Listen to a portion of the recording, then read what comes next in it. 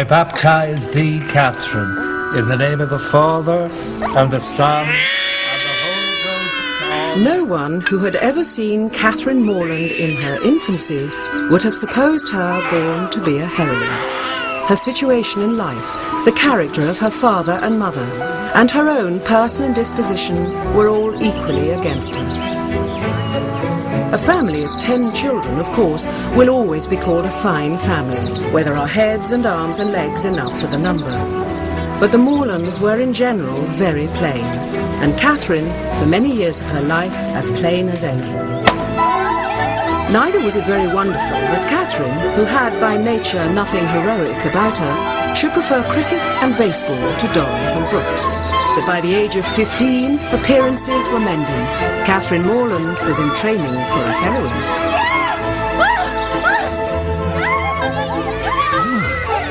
Look, Aunt Catherine has turned out rather well. Come on, Catherine, let's carry on. Later. She's quite a good-looking girl. But she's almost pretty today. And she's grown very fond of reading of late. I wonder if it can be good for her, my dear, to read quite so many novels. Oh, why ever not? Now, what could be a more innocent or harmless pastime for a young girl than reading? He was interrupted by a noise in the passage leading to the room. It approached. The door was unlocked. A man entered, forcibly dragging behind him a beautiful girl, her features bathed in tears and suffering the utmost distress. Take her! Don't lay her where I shall never see her more.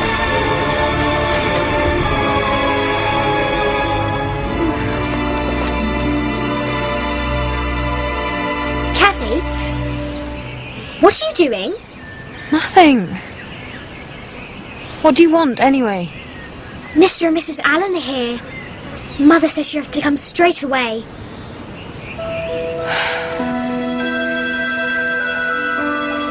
No, said Dr. Mallison, no other place will do so well for a gouty constitution like Mr. Allen's. No other place will do so well for squandering money. Oh, fine, Mr. Allen. You know you love to see me happy.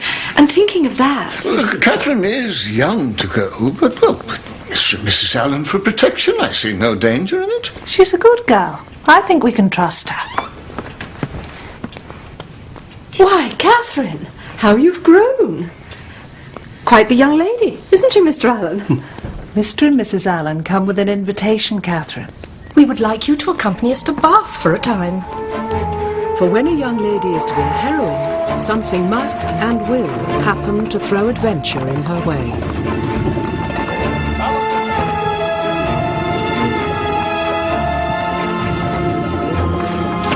A tumult of emotion stirred in the bosom of Adeline, and fear gripped her heart, that at any moment ruffians would fly upon the carriage and return her to the ignominy of her captive state.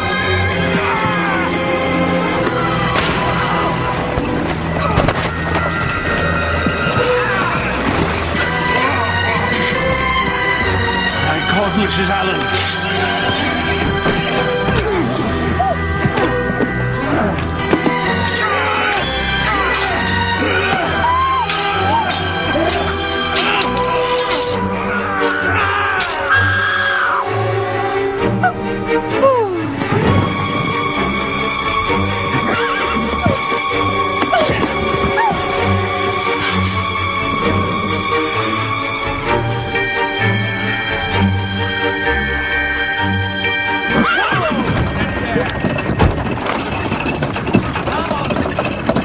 Not long now.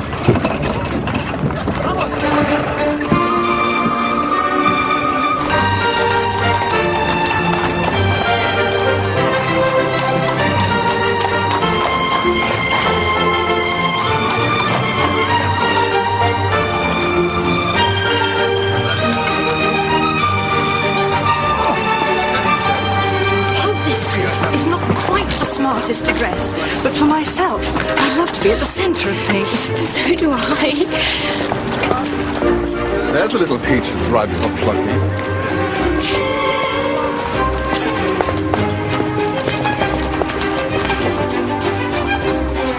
So many people. I wonder who they can be and what their stories are. Hardly worth knowing, I should say. If they choose to roam the streets, and they could be sitting at home by a good fire. Oh, Mr. Allen is so droll. He always says the opposite of what he means, for he loves good company. When shall we go into society, Mrs. Allen? I suppose it is too late this evening. Bless you, my child, we neither of us have a stitch to wear. I did bring my best frock, and my pink muslin is not too bad, I think. No. Would you have us laughed out of Bath? Resign yourself, Catherine. Shops must be visited. Money must be spent. Do you think you could bear it?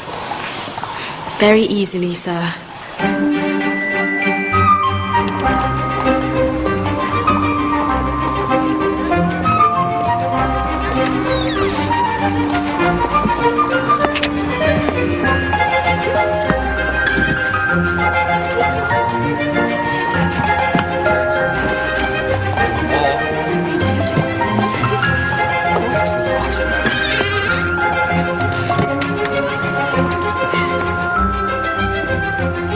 There. Did you ever see anything prettier, Mr. Allen?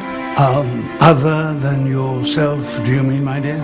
Oh, fine, Mr. Allen. But Catherine... Ah, she looks just as she should. Now, might we make our way, do you think?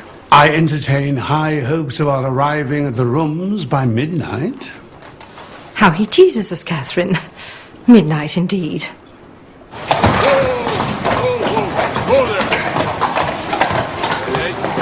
Good evening, sir.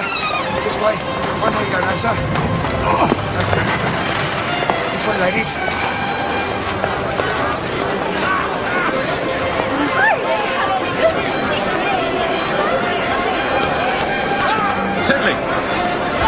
Sedley!